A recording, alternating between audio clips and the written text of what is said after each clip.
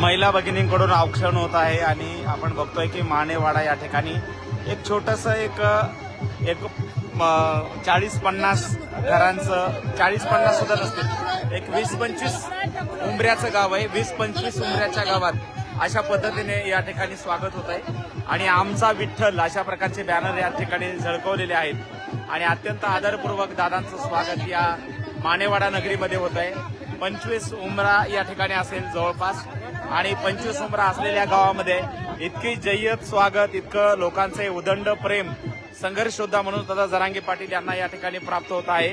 वाजत गाजत रथातून त्यांनी या ठिकाणी मिरवणूक काढली आणि या ठिकाणी आपण बघतोय की संघर्ष योद्धा म्हणून दादा जरांगे पाटील यांच्या स्वागताचा अनोखा आनंद या ठिकाणी पाहतोय. माण्याचा वाडा एक छोटंसं गाव आहे बीड तालुक्यातलं, अत्यंत डोंगराळ भागामध्ये वसलेलं हे गाव आहे आणि ह्या माण्याचा वाडा गावामध्ये अशा पद्धतीने संघर्ष योद्धा म्हणून दादा जरांगे पाटील यांचा अत्यंत उत्साहामध्ये या ठिकाणी स्वागत होत आहे.